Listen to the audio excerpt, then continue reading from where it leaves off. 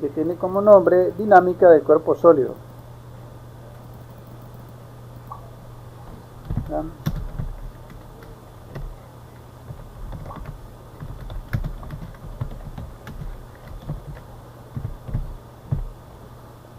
Unidad número 4. Hoy lo que vamos a estar repasando, bueno, digo repasando porque en teoría la mayoría de nosotros conoció en secundaria las famosas leyes de Newton.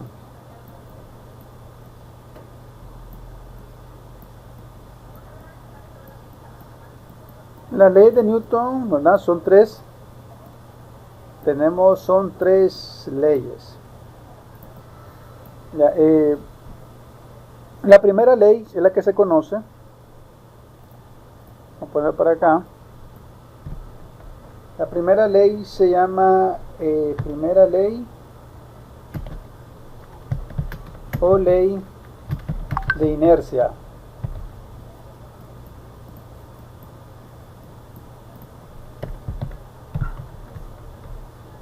La primera ley de Newton o primera ley o ley de inercia.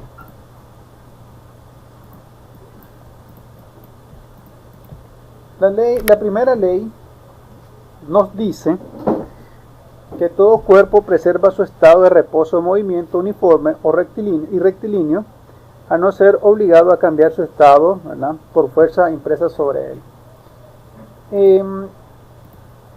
¿Verdad? Para representar esta primera ley, pues se utiliza normalmente, si ustedes miran los libros, el caso de un niño que va a una bicicleta y de repente, ¿verdad?, suponiendo que ese niño va a una velocidad constante,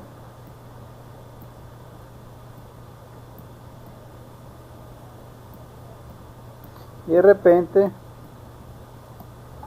¿verdad?, pega en una piedra y entonces sale volando. Es decir, la primera ley de Newton nos dice que todo cuerpo, ya sea que esté en reposo o en movimiento constante, un movimiento rectilíneo uniforme, va a seguir así a menos que se le aplique una fuerza externa, ¿verdad?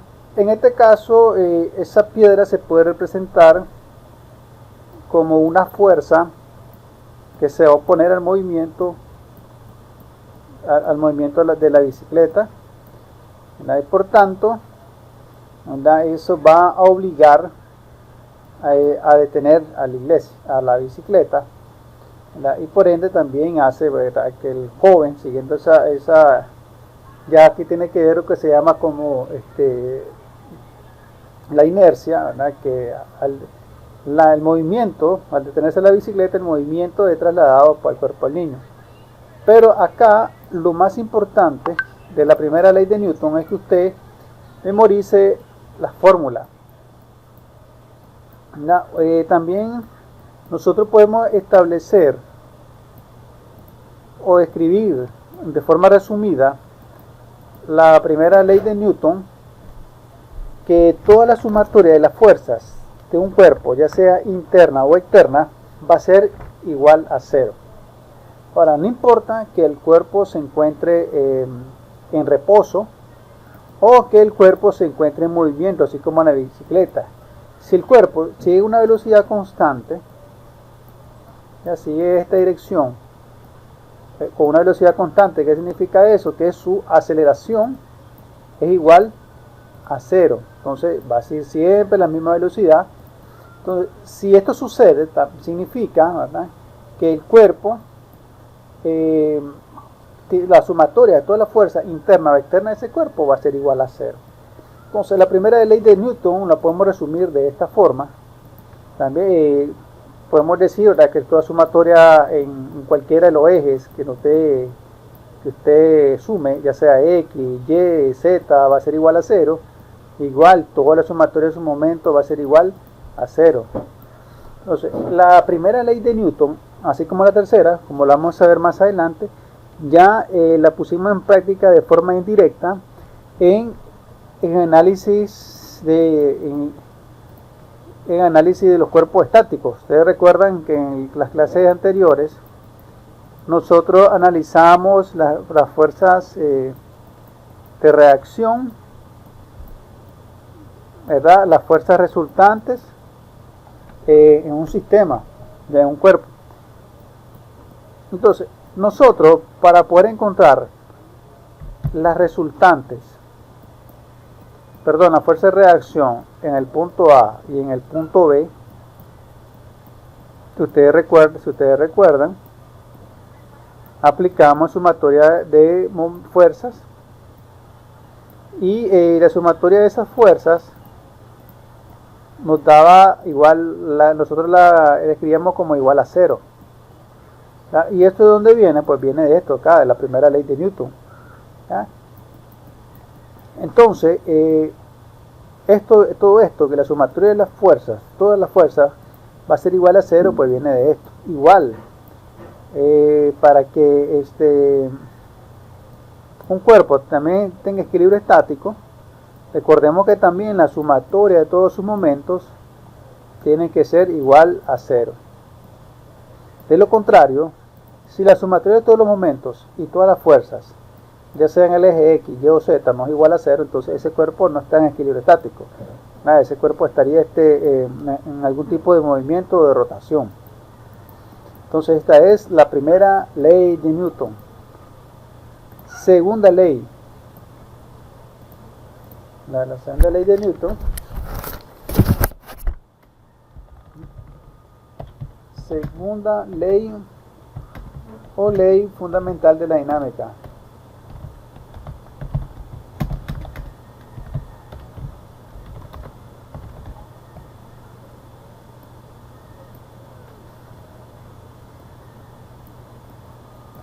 La segunda ley de Newton, ¿verdad? O ley fundamental de la dinámica, nos dice que cuando una fuerza actúa sobre un cuerpo se pone en movimiento, acelera, desacelera o varía su trayectoria. Es decir, acá tenemos como ejemplo lo siguiente.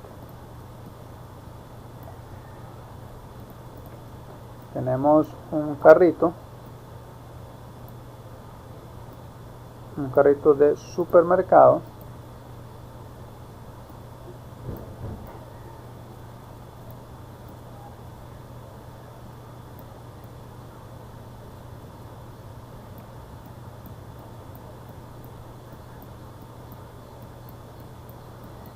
Ese carrito del supermercado está en reposo. Y está en reposo significa que está en equilibrio estático, ya de acuerdo a la primera ley de Newton. Pero si viene alguien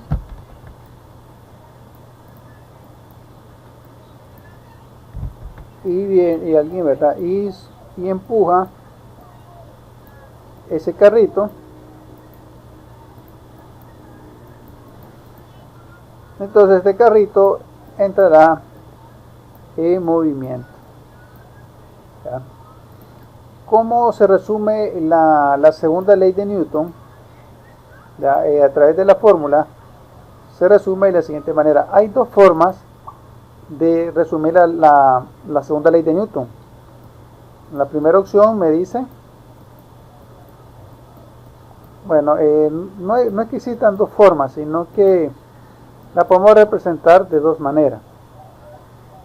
La fuerza va a ser igual a la masa. Esto se lee por la variación de la velocidad con respecto al tiempo. Así se lee eso, ¿no? Es decir, la fuerza es igual, consiste en el producto de la masa por la variación de la velocidad con respecto al tiempo. Esto es no más ni menos. Estos conceptos ya ustedes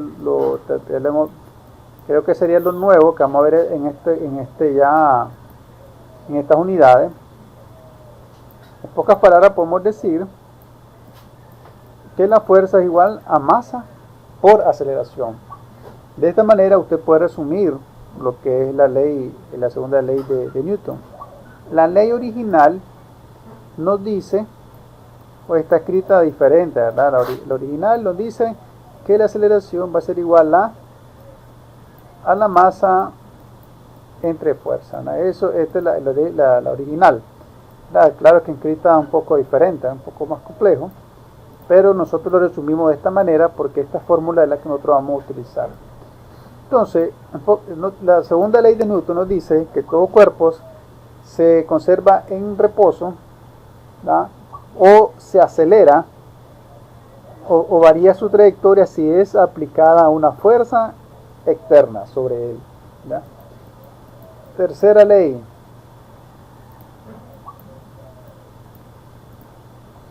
Tercera ley de Newton nos dice,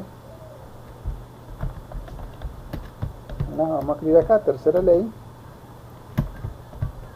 o esta ley creo que es la más famosa de todas, o principio de acción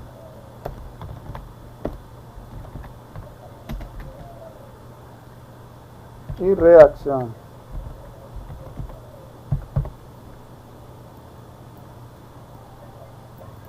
Esta ley también nosotros la hemos aplicado de manera, vamos a decirle,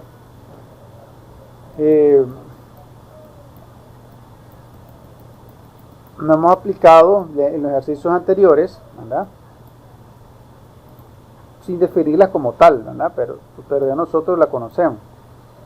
La ley de acción y reacción, ¿verdad? Vamos a definirla.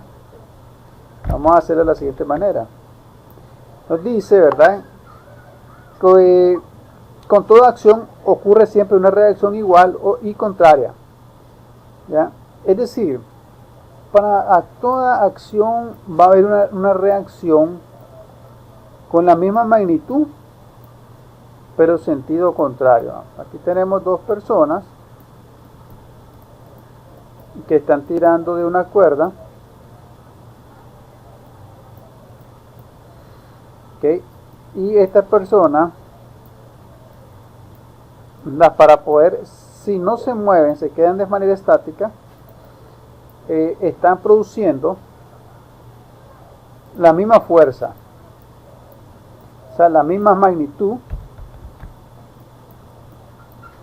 pero ¿qué pasa? Con sentidos contrarios. ¿Ya? Y esto lo encontramos prácticamente en muchas situaciones. ¿Ya? Por ejemplo, como en el caso de la fuerza que estuvimos nosotros analizando, cuando analizamos las vigas, ustedes sabemos que acá en el pie de la viga se va a producir una fuerza de reacción, y esa fuerza de reacción va a ser exactamente igual a la fuerza resultante que cae sobre ese punto de la viga. Y esta fuerza de reacción va a ser exactamente igual en magnitud a la que está acá, a la que viene de arriba, pero con sentido contrario. Entonces acá nosotros aplicamos directamente la tercera ley de Newton en los ejercicios anteriores. Y esta fórmula, ¿cómo se la podemos resumir? Podemos resumirla de la siguiente manera. La fuerza AB va a ser igual a la fuerza BA, es decir, la fuerza BA, que es la fuerza de reacción, pero con sentido contrario. Por eso le ponemos acá un menos. Entonces, repasemos. La Newton, ¿verdad?, redactó o propuso, ¿verdad?, tres leyes que son, por así decirlo, la base de la mecánica clásica. Cuando hablamos de mecánica clásica no estamos hablando nada de mecánica de vehículos, sino estamos hablando de estos conceptos, de conceptos del movimiento, de fuerza, equilibrio de los cuerpos. Eso tiene que ver la mecánica clásica. Entonces, él estableció como primera ley que todo cuerpo que permanece en reposo o movimiento uniforme, rectilíneo uniforme sin acelerarse, con aceleración igual 0, toda la sumatoria de su fuerza interna o externa va a ser igual a 0, como estamos viendo ahí. Segunda ley de Newton nos dice que todo cuerpo va a permanecer en reposo o va a mantenerse en línea recta a menos que una fuerza externa sea aplicada sobre ese cuerpo. Lo que va a generar esa fuerza externa es que ese cuerpo se acelere, ¿verdad? Varíe su trayectoria o se desacelere, porque también puede ser que se detenga, ¿verdad? Al aplicar la fuerza, como en el caso de la bicicleta, se detiene. Y podemos resumir esta ley como que la fuerza va a ser igual a la masa, al producto de la masa por la aceleración. Esa es fuerza. Tercera ley o principio de acción y reacción. Esta ley nos dice que toda acción me va a generar una reacción. Y esa reacción va a ser exactamente igual en magnitud, pero con sentido contrario. ¿Sí? Ahí eso es la ley de Newton. Ya nosotros hemos aplicado la primera y tercera ley de Newton en los ejercicios anteriores. Ahora en estos ejercicios, tal vez en la próxima semana que nos veamos, vamos a hacer ejercicios sobre la tercera ley aplicando la segunda ley de Newton, ¿verdad? Ahora, la primera, la segunda y la tercera ley de Newton se utilizan para resolver diferentes ejercicios, ¿verdad? O para analizar el equilibrio estático dinámico de los cuerpos.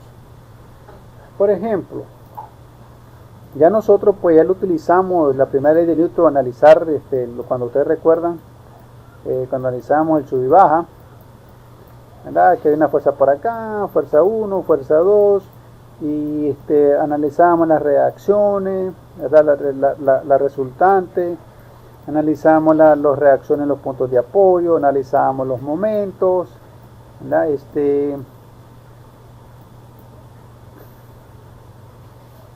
Ahora acá analizamos los momentos. Entonces aquí nosotros aplicamos de manera indirecta la tercera ley, la primera y tercera ley de Newton. Hay otro caso nuevo, tal vez ustedes lo recuerdan, no sé si ustedes ya lo vieron alguna vez en secundaria, es lo que se le conoce como el cuerpo como el plano inclinado. El plano inclinado pues está considerado dentro de las máquinas simples, pues que se utiliza para subir o bajar alguna masa. Entonces, ¿en qué momento podemos utilizar esas tres leyes de Newton? Pues ya dijimos que la primera y la tercera lo utilizamos en los ejercicios anteriores, pero también lo podemos utilizar acá. En este caso nos analizamos planos inclinados. Por ejemplo, aquí tenemos un cuerpo de una masa cualquiera. Aquí ustedes lo pueden ver. Este cuerpo tiene una masa cualquiera, masa X, y nosotros, ¿verdad?, podemos analizar varias cosas. Supongamos que esta masa esté quieta, ¿verdad?, por causa de la fricción. Entonces nosotros podemos trazar los ejes X y Y. En este caso no lo hacemos como lo hacíamos anteriormente, que utilizamos el eje Y y X de manera perpendicular y horizontal.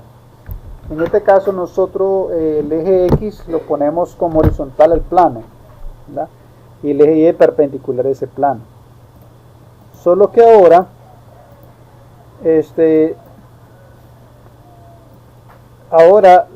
el peso que este cuerpo va a generar lo va a hacer en esta forma.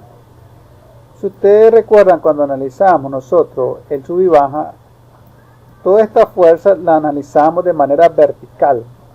Ahí ves, nosotros creo que en este caso, en estos ejercicios no analizamos fuerzas horizontales, ¿verdad? Pero es lo mismo. Esta fuerza horizontal solamente tenía una componente en Y. Sin embargo, si esa fuerza tiene un ángulo de inclinación, entonces esta fuerza nosotros ya la tendríamos que descomponer en sus dos componentes. Una componente en Y otra componente en X, ¿verdad? Ustedes recuerdan que esto lo analizábamos, lo hacíamos también cuando hacíamos sumatoria de vectores. ¿verdad? Cuando sumamos la fuerza tenemos que descomponerla en su componente para poder analizarla en los dos ejes. Entonces, en el plano inclinado, que es otro tipo de casos que nosotros podemos encontrarnos, nos encontramos que la fuerza que ejerce este cuerpo va a ser en esa dirección. Pero ahora aquí nosotros a la fuerza no le escribimos como una F, sino que la establecemos con P. Ya, el peso es una fuerza, ¿verdad? Solo que en este caso le establecemos como P porque el peso es igual a masa por gravedad. Y recordemos que la gravedad es un tipo de aceleración. Entonces, como esta masa me genera un peso que a la vez una fuerza, ya no la puedo analizar de esa manera que está acá, sino que ahora yo tengo que descomponerla tal y como hacía antes, en su componente X y su componente Y. Entonces, aquí sería la componente en X, P sub X, y la componente en Y. Acá, cuando nosotros analizamos planos inclinados, hay que tener mucho cuidado a la hora de analizar cuál va a ser nuestro sentido positivo y negativo, ¿verdad? Porque si la masa está en movimiento, entonces el sentido positivo va a ser hacia donde se mueva el bloque. Si este bloque se moviera para acá, a veces sería nuestro sentido positivo. Si fuera para el otro lado, ese sería nuestro sentido positivo, ¿verdad? Del movimiento de la X. En este caso yo puedo establecer y decir, ¿verdad?, establecer siempre que la derecha va a ser positivo y los que van hacia arriba. Entonces, estas componentes en X y en Y me van a generar otras fuerzas. Esas fuerzas, por así decirlo, son como reacciones. La componente en Y de X, de PX, que es esa que está acá. Esta es mi componente en X de la P sub Y. Este P sub Y me va a generar a mí una fuerza de reacción que se va a llamar normal. La normal es otra fuerza, pero en este caso yo le llamo N. Esta N es como una fuerza de reacción. Por ejemplo, es decir, vos aquí tenés tu masa. Todos sabemos que tu masa te va a generar acá un peso hasta esa dirección, pero en Y, ¿verdad? Porque la otra parte se dirige para acá, en X. Entonces, ese peso en Y me va a generar una fuerza de reacción. Ustedes se acuerdan que antes le poníamos RA, reacción en A, reacción en B, ahora no. Ahora le vamos a decir en este caso N. La fuerza normal va a ser una fuerza de reacción que se va a poner al peso de mi bloque, de esa masa que está acá. Pero no de todo el bloque, sino solamente en la componente en Y. ¿Por qué? Porque una componente en X, la otra componente en X va hacia otra dirección. Entonces, esta componente acá de X no me afecta, es independiente de esta normal. Entonces, esa fuerza normal se va a oponer a P sub Y. Otra cosa interesante, si este bloque fuera liso y este plano inclinado fuera liso, ¿qué es lo que va a pasar? ¿Alguno podría darme su opinión? Si este bloque fuera muy liso, ¿verdad?, como una cerámica, igual el plano inclinado, ¿qué pasaría? ¿O qué pasa? El bloque es un liso como una cerámica, igual el plano inclinado. ¿Qué dicen ustedes? ¿Qué pasaría si el cuerpo y el plano fueran totalmente lisos? ¿Ninguna opinión? Se quedaría estático. Si fuera completamente liso. No, si fuera totalmente liso, ¿verdad?, se deslizaría. Entonces adquiriría un movimiento hacia acá, comenzara a moverse. Pero hay otro concepto que nosotros tenemos que aprender. Tal vez ustedes ya lo han escuchado, ¿verdad? Ustedes han escuchado la fricción, ¿verdad? En los vehículos creo que hay una pieza que se llama fricción o algo así, fricciones, ¿verdad? Y las fricciones tienen que ver con los frenos, ¿verdad? Yo no estoy seguro pues si es se le llaman fricciones al todo el sistema o es que le llaman... En ese caso, profesor, ¿sí? La fricción entre los dos cuerpos se reduciría y eso ocasionaría el deslizamiento. Así es.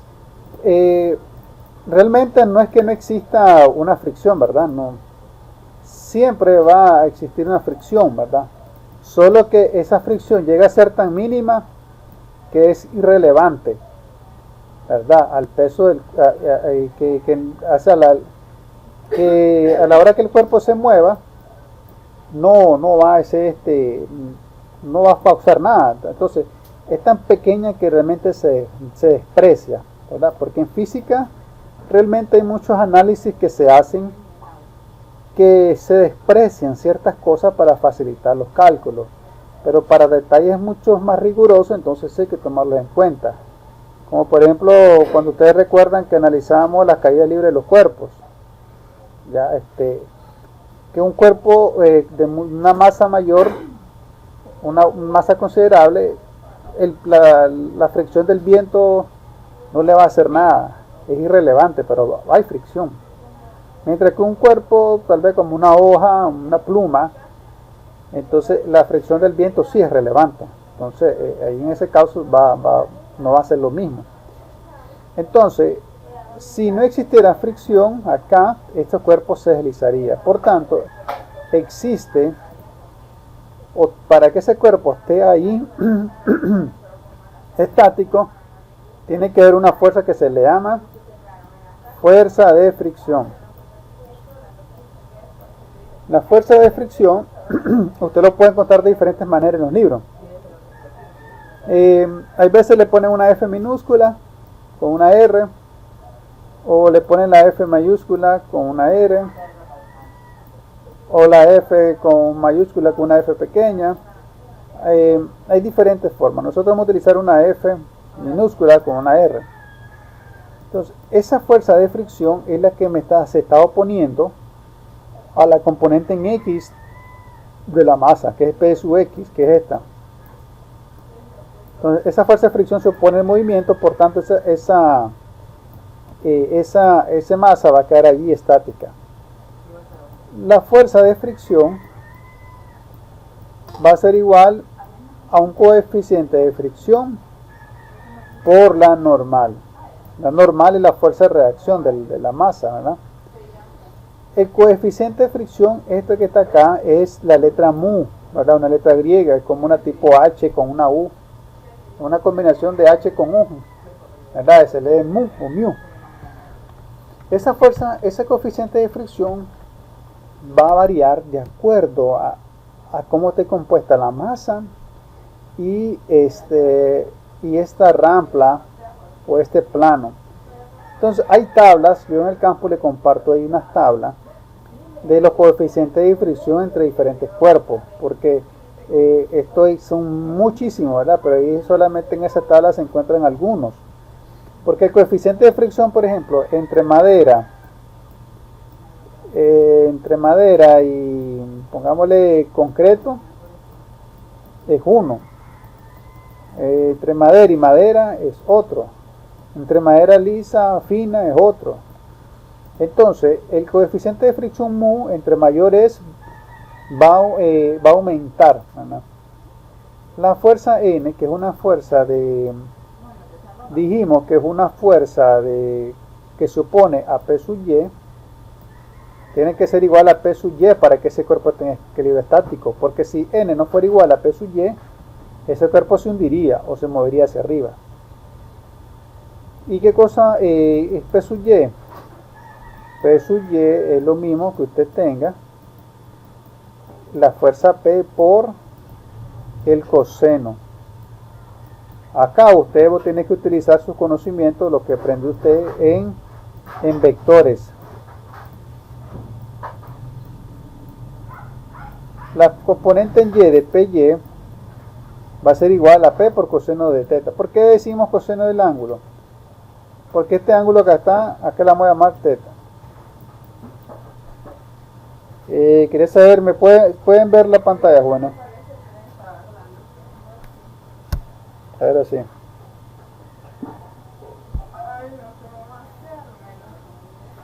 Espérenme que ya me pasó acá el celular.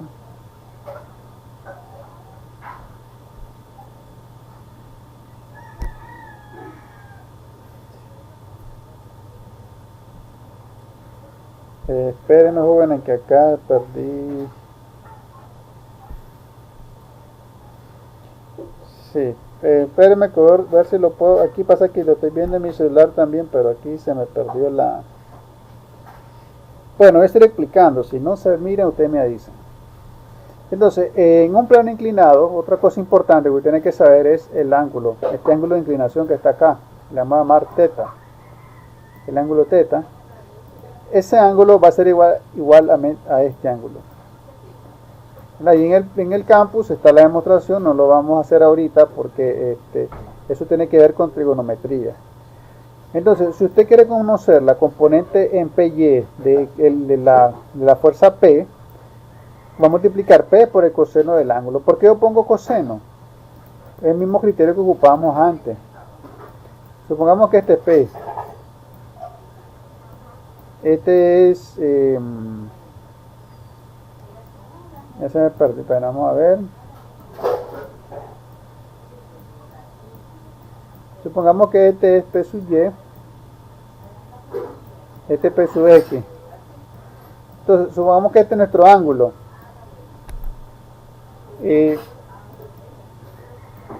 Entonces, ¿cuál va a ser coseno y seno? Recuerdo, coseno va a ser igual a, vamos a utilizarlo cuando el ángulo, cuando el cateto es adyacente al ángulo. Vemos que PY es adyacente al ángulo. Y en el caso PX, miren, PX va a estar opuesto al ángulo, ¿ya? Entonces, P sub Y va a ser igual, dígame. No sabe, profesor, su pantalla. Entonces, mira, espera. P sub X va a ser igual a la fuerza P por el seno del ángulo. ¿Okay? Entonces, esto es lo mismo que utilizamos antes, muchachos, para descomponer las fuerzas. Entonces, en un plano inclinado, vos podés conocer la normal, la fuerza normal, que es la fuerza de reacción. Puedes conocer la fuerza de fricción y puedes conocer las componentes en X. También hay otras formas de representar este plano inclinado. Vamos a escribirlo por acá. Ahí nosotros lo estamos analizando. Bueno, acá lo voy a poner mejor acá para que, si este cuerpo estuviera sujeto con un cable, aquí tuviéramos entonces nosotros la fuerza de tensión. La tensión es otra fuerza, solo que esa fuerza está aplicada sobre un cable, ¿ya? Ok. Bueno, así ir presentando, pues si no se mira me dice. Entonces acá tenemos la tensión. La tensión es otra fuerza, pero esa fuerza se aplica sobre los cables, ¿ya? Voy a presentarle acá también otro. Ok, para ir terminando, muchachos, voy a presentarle estos simuladores para explicarlo el concepto de la segunda ley de Newton. Entonces, la segunda ley de Newton te dice que la masa va a ser igual la fuerza va a ser igual a masa por aceleración. ¿Dónde podemos encontrar eso? Pues aquí tenemos este ejemplo. Aquí tenemos un carrito, un camioncito que está sujeto a una cuerda, y a su vez acá tenemos una masa. Esa masa tiene un peso de 100 gramos. Si yo multiplicar esa masa, esta masa por la gravedad, pues te va a dar una fuerza. Y acá la tenemos, mire, la fuerza es de 0.5 newton. Ya, porque es una masa pequeña, es de apenas de 100 gramos. Entonces, en sí esa masa no va a hacer nada, no va a aplicar ninguna fuerza. ¿En qué momento entra esa fuerza? Esa fuerza va a entrar en juego cuando ese cuerpo está en contacto con la gravedad. Entonces la gravedad es una fuerza que me va a acelerar esa masa hacia acá, en este caso hacia abajo, hacia la Tierra. Entonces la combinación de esa masa con la aceleración va a hacer que este camioncito se mueva. Vamos a moverlo, vamos a liberar la masa, y ahí el camioncito comenzó a moverse. ¿Ya? Vamos a regresarlo. Ya, si nosotros le ponemos ponemos mayor masa a ese camión acá, que esté tirando ese camioncito, ya, bueno, acá no me da la opción de ponerle más masa, pero si le pusiéramos un peso más grande, una masa mayor, entonces me va a generar otro peso más grande, mayor, que a su vez es una fuerza. Entonces me va a tirar con más fuerza el carrito. Si nosotros le ponemos fricción a este carrito, ya aquí lo que hace es como que lo pone al revés o lo pone sobre algo, entonces lo liberamos, el carrito se va a mover, pero el tiempo que va a tardar en moverse va a ser mucho mayor, ¿verdad? Eso debido a qué cosa? A la fuerza de fricción que se opone al paso del carrito que va hacia acá. ¿Okay? Entonces, la fuerza de fricción es algo que se opone acá al movimiento. Entonces, jóvenes, en resumen, ¿verdad?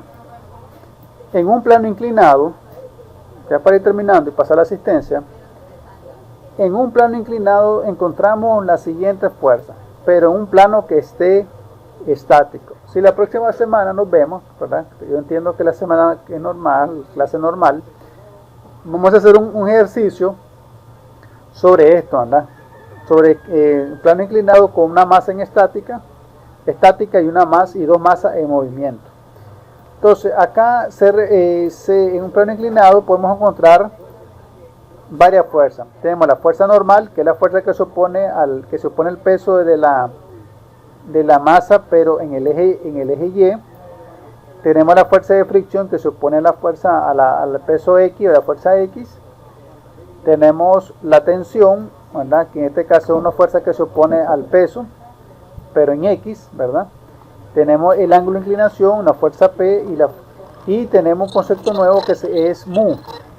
Mu es un coeficiente de fricción que entre más rugoso es el cuerpo, ¿verdad? Supongamos que es una madera sin pulir, entonces los coeficientes de fricción va aumentando. Si la superficie es más lisa, entonces el coeficiente de fricción se hace mucho más pequeño, y entonces va a generar, va a hacer menos oposición al cuerpo.